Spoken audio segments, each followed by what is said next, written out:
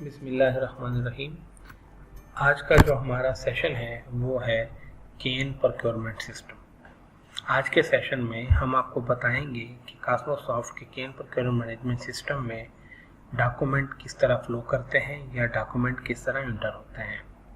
सबसे पहले आपकी स्क्रीन पे आपको डॉक्यूमेंट का फ्लो चार्ट नज़र आ रहा होगा, जिसमें डॉक्यूमेंट के नाम और उनका फ्लो आप देख सकते हैं। सबसे पहले हमारे पास इंडेंट का डॉक्यूमेंट जनरेट होता है, लेकिन बाज़ शुगर मिल्स में वो केन सर्वे इंटर करते हैं जिसके बिहाफ पे आपका इंडेंट का डॉक्यूमेंट जनरेट होता है कि जिस ग्रोवर का जितना सर्वे इंटर हुआ होगा उसको इतने ही इंडेंट इशू होंगे। और कई मिल में डायरेक्ट हमारा जो सिस्टम है वो इंडेंट की एंट्री से शुरू होता है। केन सर्वे के लिए भी हमारे पास दो तरीक़ेकार हैं। केन सर्वे में एक तो हमारे कॉस्मोसॉफ्ट की एप्लीकेशन है ईगल आई, जिससे ऑनलाइन आपका सर्वे हो जाता है और वो डायरेक्ट आपके केन के सिस्टम में इंपोर्ट हो जाता है और आपको मैनुअल सर्वे इंटर करने की ज़रूरत नहीं होती। और दूसरा सिस्टम कॉस्मोसॉफ्ट के केन प्रोक्योरमेंट सिस्टम में केन सर्वे की एंट्री है। तो सबसे पहले मैं आपको डॉक्यूमेंट का फ्लो बताता हूँ, उसके बाद हम सिस्टम में जाके उसकी एंट्री करते हैं। सबसे पहले डॉक्यूमेंट में सिस्टम में केन सर्वे इंटर होगा, उसके बाद हमारे पास इंडेंट की एंट्री होती है। इंडेंट जनरेट होने के बाद टोकन की एंट्री होती है। टोकन जनरेशन के बाद इनगेट की एंट्री, इनगेट के बाद फर्स्ट वेट यानी ग्रास वेट होता है। उसके बाद हमारे पास अनलोडिंग की एंट्री है। अनलोडिंग के बाद सेकेंड वेट यानी टेयर वेट, और टेयर वेट जैसे भी हो उसके बाद CPR जनरेट हो जाती है। और TPT अगर आपने टेयर वेट पे या कहीं पे आपने कॉन्फ़िगरेशन किए तो TPT की स्लिप भी जनरेट हो जाती है। ये था हमारे पास केन प्रोक्योरमेंट का फ्लो। उसके बाद हमारा पेमेंट का फ्लो होता है, जिसमें हम पेमेंट एडवाइस बनाते हैं। और जैसे पेमेंट एडवाइस मैच्योर होती है, ये पेमेंट एडवाइस बन जाती है, तो उसके हम पेमेंट का वोचर बनाते हैं। तो ये तो हमारा केन प्रोक्योरमेंट का सारा फ्लो। अब हम सिस्टम में सबसे पहले सर्वे की एंट्री करते हैं। हमारे केन डेवलपमेंट के मेन्यू में वहाँ से हम करते हैं सर्वे एंट्री। सर्वे एंट्री में हम सीज़न सेलेक्ट करते हैं। सीज़न के बाद उसकी डेट सेलेक्ट करते हैं। डेट के बाद हम उसका ग्रोवर सेलेक्ट करते हैं कि किस ग्रोवर का हम सर्वे एंटर कर रहे हैं। हमने ग्रोवर सेलेक्ट किया ABC ग्रोवर, जिसके ऑलरेडी 2 सर्वे एंटर हो चुके हैं। एक मैं और तीसरा सर्वे एंटर करता हूँ, जिसमें मुरब्बा नंबर एक लैंड का एक नंबर होता है वो। उसके बाद ट्रांसपोर्ट टाइप क्या होती है, ट्रॉली मैंने सेलेक्ट किया। वाटर के रिसोर्सेज हैं नहीं है वो मैं यहाँ पे ऑप्शन सेलेक्ट कर सकता हूँ। उसके बाद किला नंबर भी ज़मीन का लैंड का एक नंबर होता है वो मैंने बताना है। उसके साथ प्रॉब्लम्स हैं अगर इस केन में या उस ग्रोवर को, तो वो भी हम मेंशन करते हैं कि वाटर के हैं, फाइनेंशियल है, कल्टीवेशन के हैं, जो भी है, ताकि शुगर मिल के पास ज़मींदारों के मसाइल का भी डेटा मौजूद हो कि इस ग्रोवर को ये मसले दरपेश हैं, ताकि वो उनको सॉल्व करके अपनी यील्ड को बढ़ा सके। उसके बाद मैं यहाँ से वैरायटी सेलेक्ट करता हूँ। वैरायटी के बाद मैंने उसकी टाइप सेलेक्ट की सितंबर, और मैंने उसकी एक्सपेक्टेड यील्ड सेलेक्ट की, जो उससे जो काश्त होनी है, फॉर एग्जाम्पल 1000 मन या 3000 मन। उसके बाद मैंने जो एस्टिमेट सप्लाई होगी 3000 मैंने सेलेक्ट की और मैंने उसको ऐड किया, और ऐड के बाद मैंने उसे सेव किया। तो ये था हमारा सर्वे का डॉक्यूमेंट। इसके बाद हम बनाते हैं सिस्टम में इंडेंट डॉक्यूमेंट। इंडेंट के डॉक्यूमेंट में हमारे पास सबसे पहले इंडेंट का नंबर है, जो कि ऑटोमेटिकली जनरेट होता है सिस्टम नंबर है। इसके बाद इशू डेट है कि किस डेट को इंडेंट बना रहे हैं, और वो फॉर एग्जांपल सप्लाई किस डेट को लाएगा, मैंने नेक्स्ट डेट सेलेक्ट कर दी। और उस सप्लाई के डेट के साथ मैंने कॉन्फ़िगरेशन में 7 दिनों का इजाफा किया कि ये इंडेंट 7 दिनों तक काम कर सकते हैं, वैलिड अप टू। उसने ऑटोमेटिकली वो 21 दिन बना लिए। इसके बाद मैंने पासबुक एंटर की। जैसे मैंने पासबुक एंटर की तो उसने डिटेल मुझे बता दी। डिटेल के बाद मैंने बताया कि सप्लाई मोड मेरे पास ट्रॉली है, गाड़ी का नंबर अगर है मेरे पास मैंने वो बता दिया, ड्राइवर नेम है वो बता दिया। इसके बाद ये मेरे पास यहाँ पे मेरे पास ग्रोवर की टोटल यील्ड आई है। अभी तक वो 600 यील्ड के इंडेंट इशू कर चुके, उसके पास ये बैलेंस बचा हुआ है और वो 8 इंडेंट अभी इशू कर सकता है, बल्कि इशू हो सकते हैं उसको 8 इंडेंट। तो मैंने क्या किया, मैंने उसके लिए इंडेंट इशू पे क्लिक किया।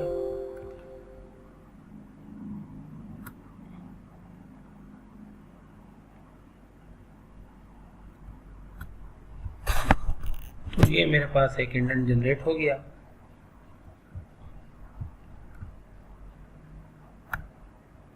अब इस इंडेंट का सिस्टम ऑटोमेटिकली प्रिंट भी,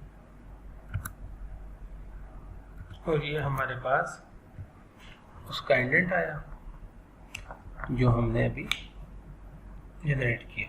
ठीक है, ये इंडेंट के फॉर्मेट अक्सर शुगर मिल्स के हिसाब से बने होते हैं, जो उनके प्री प्रिंटेड के ऊपर ही प्रिंट हो जाता है, या आप सारा का सारा हमारा लेज़र प्रिंट के थ्रू प्रिंट हो जाता है। इसके बाद जो हमारा नेक्स्ट डॉक्यूमेंट है वो है टोकन।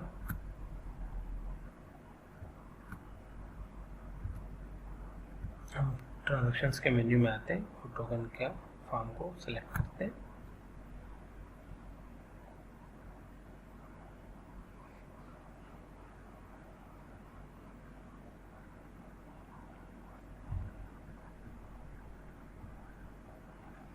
टोकन फॉर्म में सबसे पहले मैं कैमरा एडजस्ट करता हूँ।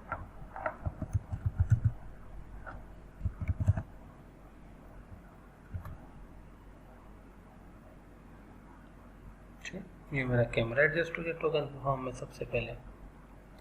उसके बाद मेरे पास अगर व्हीकल का नंबर है तो मैं वो एंटर कर देता हूँ। यहाँ पे सबसे पहले मैं इंडेंट नंबर को स्कैन कर लेता हूँ। स्कैन करने के बाद मेरे पास इंफॉर्मेशन इंडेंट से उठ के आ गई है। उसके अगेंस्ट अगर मैंने कोई मज़ीद इंफॉर्मेशन देनी है तो वो मैं सिस्टम में ऐड कर सकता हूँ। अब अगर मेरे पास व्हीकल नंबर है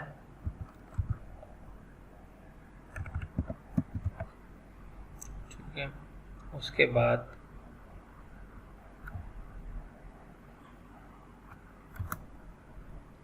मैंने कॉन्ट्रैक्टर सेलेक्ट किया। जहाँ से कॉन्ट्रैक्टर सेलेक्ट किया, बेसिकली कॉन्ट्रैक्टर टीपीटी के लिए होता है। अगर आपने टीपीटी जनरेट करनी है तो आपको एक कॉन्ट्रैक्टर लाजमी उसके लिए सिलेक्ट करना पड़ेगा।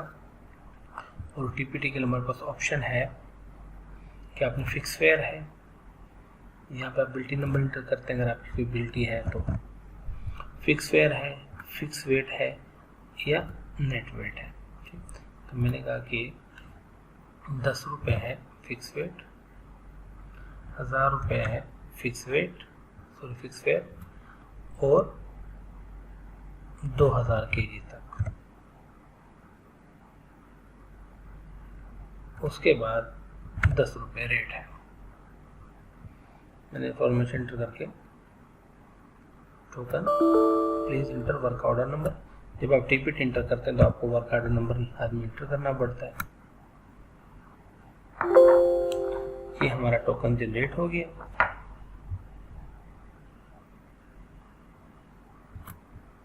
ठीक है, ये हमारा टोकन जनरेट हो गया। तो हम इसका प्रिंट भी चेक करते हैं।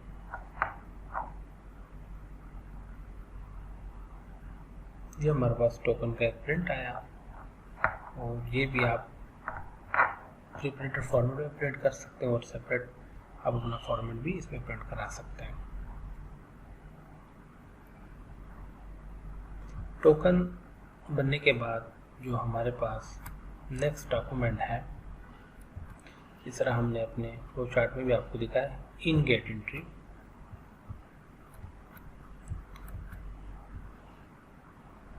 हम इन गेट एंट्री के फॉर्म को ओपन करते हैं, वहाँ पे टोकन को स्कैन करते हैं। टोकन स्कैन होने के बाद आपके सामने डेटा आ जाता है सारा। हम जस्ट उसको एक दफ़ा वेरीफाई करके सेव करते हैं। सेव होने के बाद अगर आपका प्रिंटर कनेक्ट है तो डायरेक्ट उस पर प्रिंट चला जाता है और हमारा टोकन इन गेट एंट्री हो जाती है। इन गेट के बाद हमारे पास नेक्स्ट जो एंट्री है वो है ग्रास वेट की। तो आते हैं हमारे पास ग्रास वेट। अब ग्रास 1 और ग्रास 2 का मतलब यह है कि अगर आपके पास दो आपके पास वेमेंट्स लगी हुई, दो वेमेंट स्केल लगी हुई है, तो हम दोनों पे वेट कर सकते हैं। तो एक यूज़र 1 पे करेगा, दूसरा यूज़र 2 पे करेगा। सबसे पहले मैंने टोकन स्कैन किया। टोकन स्कैन के बाद वो इंफॉर्मेशन ले आया हमारे पास। अब मैं पहले कैमरा कनेक्ट कर लूँ।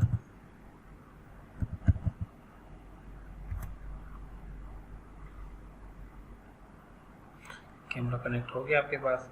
उसके बाद में यहाँ पे वेट हमारा सिस्टम उठा लेता है।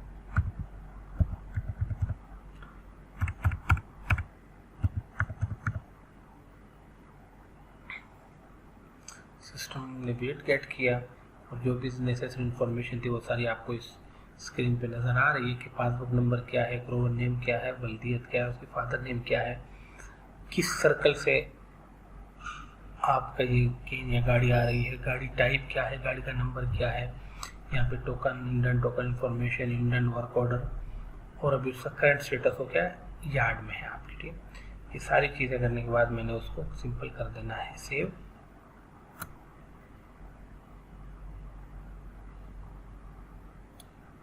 जैसे ही आपका फर्स्ट वेट या ग्रास वेट सेव होगा तो सिस्टम एक ग्रासली प्रिंट कर देगा, जिसका एक तरह सा फॉर्मेट है, और ये फॉर्मेट आप अपने हिसाब से भी सेट करवा सकते हैं।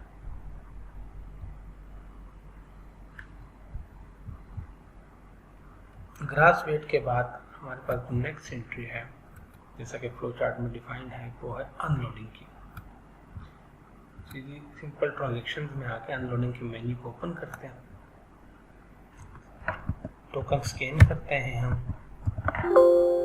उसकी सारी डिटेल आ जाती है हमारे पास, और हम उसको जैसे एक दफ़ा वेरीफाई करके सेव कर लेते हैं तो उसको अनलोडिंग का एक नंबर असाइन हो जाता है और सिस्टम अनलोडिंग एंट्री हो जाता है। अगर हम दोबारा वही टोकन स्कैन करते हैं तो सिस्टम मैसेज देता है the card has been proceed, कि ये कार्ड ऑलरेडी प्रोसीड हो चुका है।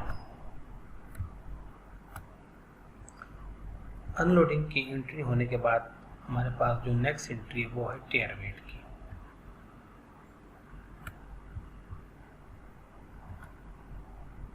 ट्रांजैक्शन मेन्यू में से हम टेयर वेट की सिलेक्शन करते हैं।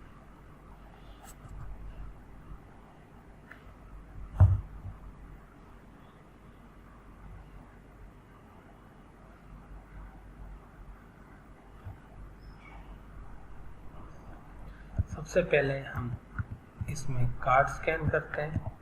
कार्ड स्कैन होने के बाद वो सारी इंफॉर्मेशन आपके सामने ले आया है। मैंने कैमरे की सेटिंग करने के बाद फर्दर की, जैसे आप देख सकते हैं कि वो सारी इंफॉर्मेशन हमारे सामने ले आया है, जिसमें हमारे पास उसकी सारी डिटेल मौजूद है। उसका स्टेटस क्या है, ग्रास, इंडियन नंबर क्या है, टोकन नंबर क्या है, टीपीटी की डिटेल क्या है, उसके क्रॉस हो चुका है, व्हीकल टाइप क्या, सारी चीज़ें। अब हम उसको वेट गेट करते हैं।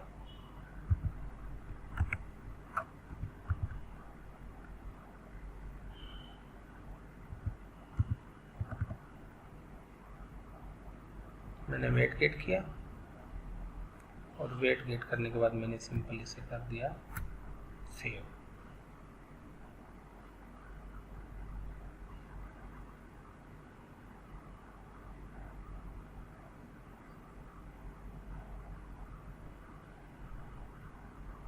सेव होने के बाद हमारे पास सिस्टम में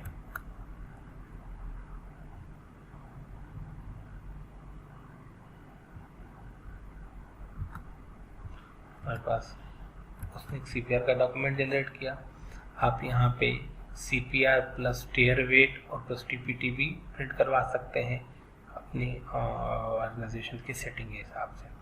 अब ये बेसिकली एक प्री प्रिंटेड CPR है, जो कि जिसमें टाइटल्स पहले से एक प्रिंट होते हैं, हमने उसको जस्ट वैल्यू प्रिंट करनी होती है। तो ये एक प्री प्रिंटेड CPR है जिसमें bar code, CPR date and time, growers की detail, and pay amount, net weight, सारी कैलकुलेशन होगी आपके सामने आती है। इसकी कैलकुलेशन पे मज़ीद हम एक और वीडियो बनाएंगे, को मज़ीद एक सेशन करेंगे।